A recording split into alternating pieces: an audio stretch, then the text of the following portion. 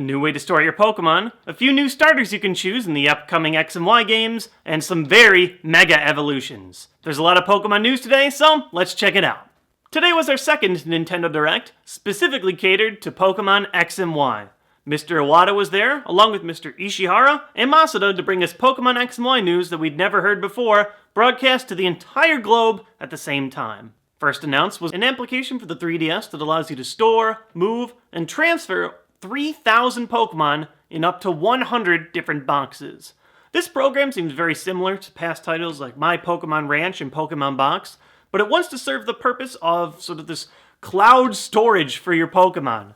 It allows you to move Pokemon between games extremely easily, sort them in a whole lot of ways, and the big feature that it's going to allow us to do, that many have been asking for, is give us a way to move Pokemon from your 5th generation games, Black, White, Black 2, White 2, into the 6th generation.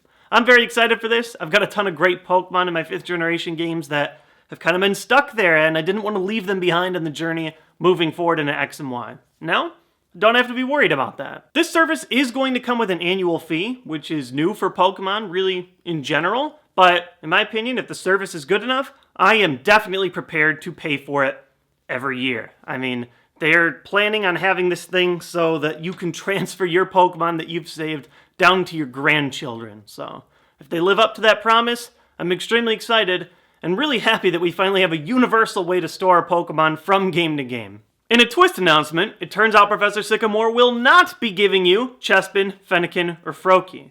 Instead, he'll be giving you one of the Generation 1 starters, like this Charmander here, Squirtle, and Blastoise.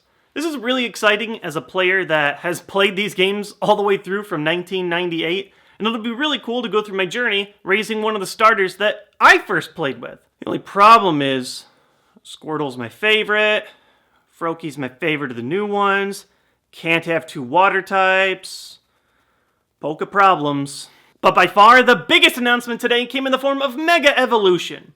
For starters, we got to learn a little bit about the process itself, which comes through an item called the Mega Ring and the Key Stone, which the Pokemon holds. Apparently, some sort of energy field is created between this ring and the Pokemon and its held item, allowing Mega Evolution to happen when normally not possible. Now, this does lead some interesting questions. Is this going to have to deal with the plot of X and Y?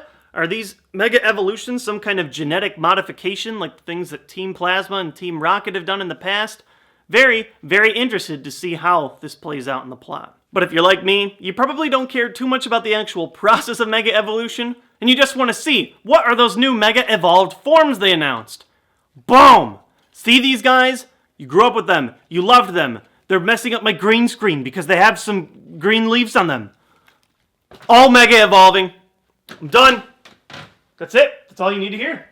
First up is Mega Venusaur, who admittedly does get the shaft in this whole Mega Evolution thing. He gets an extra flower on his head, a slightly bigger palm. Not too much change there, but he does also get the new ability Thick Fat, which provides some protection against some of his weaknesses, such as ice and fire. Next up is the one I'm sure most of you have been waiting for, Mega Charizard, whose transformation is extremely cool. He's got new spikes on his head, his whole body just appears much more jagged, his wings are much larger, it looks like he has blades for arms, kind of like a Garchomp. Really, everything about him looks very dragon, even if he isn't dragon type still.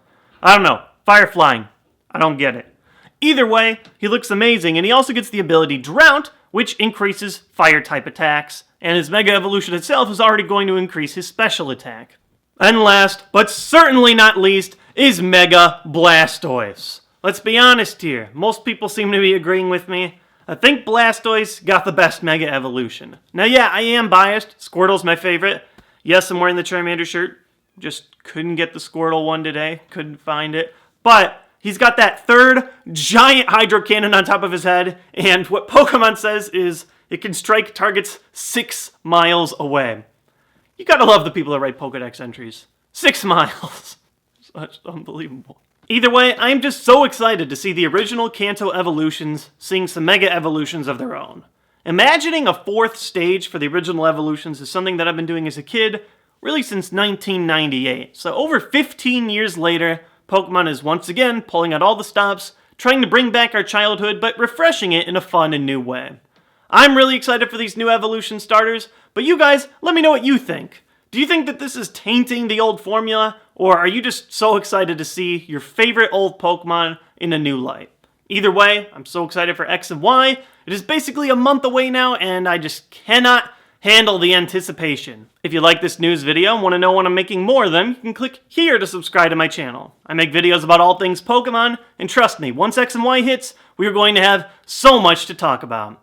Thank you guys as always for watching this announcement. I hope you enjoyed the new news as much as I did, and I'll see you in the next video.